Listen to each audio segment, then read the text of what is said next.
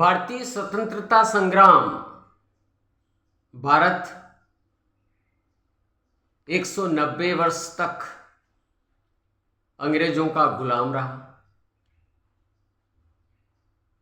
हमने उनकी गुलामी को सहा और भारत का शोषण करके इन अंग्रेजों ने भारत को लूटा। भारत सोने की चिड़िया थी, इस सोने की चिड़िया को तहस नहस कर दिया। लेकिन जब हमारा देश 15 अगस्त 1947 को आज़ाद हुआ, यह काफ़ी संघर्ष के पश्चात हमें यह स्वर्णिम दिन देखने का अवसर मिला। इस दिन को, आज़ादी के दिन को प्राप्त करने के लिए हमें कई आंदोलन करने पड़े। सबसे पहले 1857 की क्रांति, जो भारत का पहला स्वतंत्रता संग्राम कहलाता है, यह फर्स्ट स्ट्रगल था। मंगल पांडे के नेतृत्व में शुरू किया गया। इसके अलावा, मंगल पांडे के अलावा रानी लक्ष्मीबाई, तात्या टोपे, नाने साहब फडणवीस, इन सब ने अंग्रेजों के विरुद्ध संघर्ष का बिगुल बजाया। लेकिन प्रबंधन सही नहीं होने के कारण यह क्रांति असफल रही। लेकिन भले यह संग्राम असफल रहा हो, लेकिन स्वतंत्रता प्राप्ति की दिशा में एक नई पहल और नया कदम था। यह पहली सीढ़ी थी असफलता की, जो हमें सफलता की ओर ले गई। इसके पश्चात 19वीं सदी में सामाजिक राजनीतिक जागरण, सामाजिक सुधार का समय आया। देश में सामाजिक सुधार, राजनीतिक जागरण पैदा हुआ।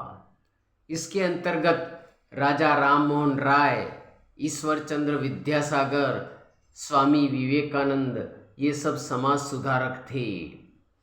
और इन समाज सुधारकों ने देश के लोगों में एक नया स्वतंत्रता का बिगुल बजाया।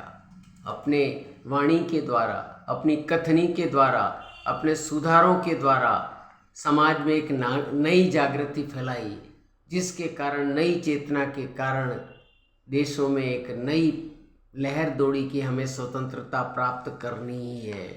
ये सामाजिक सुधार आंदोलन भी स्वतंत्रता प्राप्त करने के लिए एक महत्वपूर्ण सीढ़ी थी। इसके द्वारा ही हमें स्व जगा हमारी, क्योंकि पराधीन सपने माही सुख नाही, पराधीनता में कभी सुख नहीं हो सकता है। इसके पश्चात 1885 में कांग्रेस की स्थापना हुई।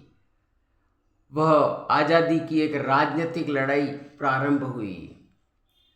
इसके पश्चात गांधी युग आया।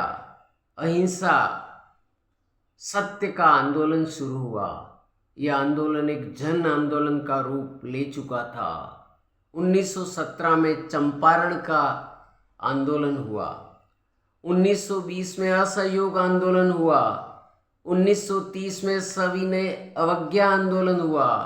1942 में भारत छोड़ो आंदोलन हुआ। ये सब आंदोलन सत्याग्रह के रूप में हुए। सत्याग्रह का मतलब सत्य के लिए आग्रह। इसमें सत्य और अहिंसा प्रमुख तत्व थे। हमने लड़ाई गांधी जी के नेतृत्व में लड़ी, सत्य और अहिंसा के आधार पर। इसके पश्चात नेताजी ने, सुभाष चंद्र बोस ने आज़ाद हिंद फौज की स्थापना की और सुभाष ने कहा, तुम मुझे खून दो, मैं तुम्हें आज़ादी दूंगा।